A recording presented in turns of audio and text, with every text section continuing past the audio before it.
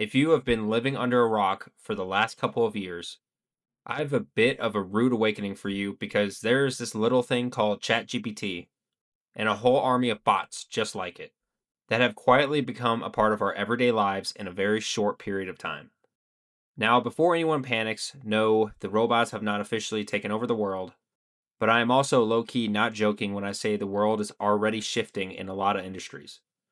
If you have been paying even a little bit of attention, you can probably feel it because the tech wave is not some far off headline anymore. It is already here, and the people who learn how to use AI in their everyday life are going to have a very different decade than the people who stick their fingers in their ears and pretend nothing is going to change. And the whole reason I'm making this video is simple. I want you positioned on the right side of the shift, especially when it comes to your income and your long term financial health. Because whether we like it or not, technology has always rewarded the people who adapt early and quietly punished the people who wait too long to take it seriously.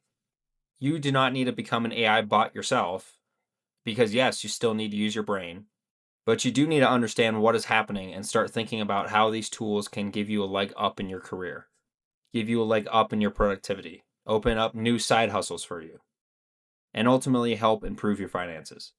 What we are entering right now is a phase where AI is beginning to reshape parts of the job market in very real ways. And this transition is not going to feel fair to everyone involved. Historically, every major technology wave has created winners and losers. The artificial intelligence does not care about your feelings or how long something has always been done this way. And that is exactly why so many people are still underestimating the artificial intelligence right now. I personally believe the next decade is going to produce another very noticeable shift in income and wealth towards the people who properly learn how to use AI tools in their jobs, and the people who resist are going to get left behind. Now, that might sound a little doomer if you phrase this the wrong way, but I want to be very clear. I just want you to be aware, and I want to give you the practical tips to help you navigate this tricky and weird part of history we're all living in, and how to use AI that's everywhere around us to your advantage. The first thing you need to prepare for this tech wave is to take an honest look in the mirror and ask yourself one simple question. How exposed is my current job to an AI takeover in the next 5 or 10 years?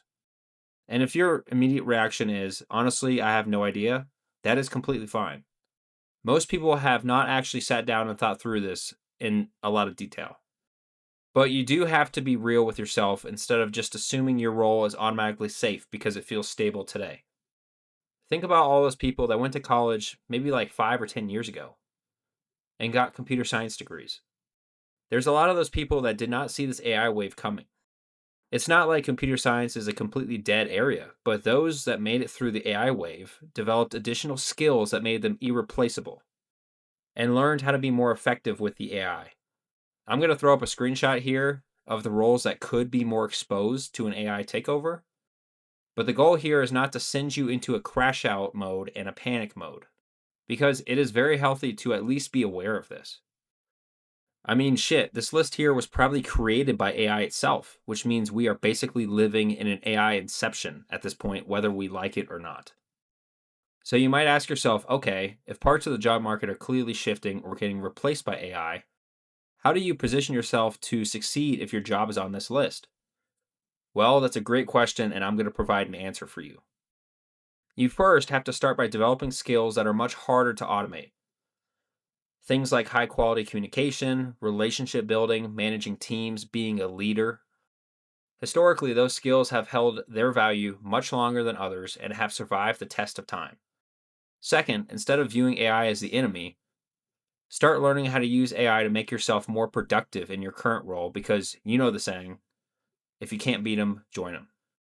And third, it's important to pay attention to how companies in your industry are actually implementing AI because that will give you a much better signal on how AI might be implementing into your company. The second major step in preparing for the AI wave is pretty straightforward, and that is to actually invest in the AI wave instead of just watching it happen from the sidelines. I see a lot of people online default to the AI is a bubble and it's going to pop soon argument as the main reason they refuse to invest in it. And personally, I think this is often a bit of a cop out because if you step back and look at how quickly businesses are integrating AI, it's pretty clear that this is not just a temporary wave. At this point, almost every major company has some level of AI exposure, either directly in their product or embedded in their operations. And one of the simplest ways to avoid getting left behind financially is to make sure at least part of your portfolio is positioned to benefit from this AI. For me personally, the two ETFs that give me the most exposure in this area are SCHG and XLK. And there are plenty of other solid options out there, and I'll throw a screenshot up here so you can see a few examples of the ETFs and do your own homework to see what fits in your portfolio. Obviously, this is not about going all in or putting every dollar you have into AI, but I do think that it is wise to have at least some skin in the game.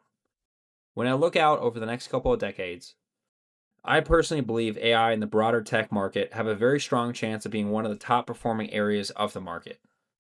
The third thing I think people need to do right now is build at least one additional income stream outside of their primary job, just in case your job gets replaced by AI. And to be clear, I'm not saying that everyone needs to go quit their job and become a full time entrepreneur right now. But what I am saying is that relying on a single source of income stream in 2026, in an era of rapid technology change, is riskier than you may think. And the people who give themselves even a small second stream of income tend to have a lot more breathing room when things might get wild.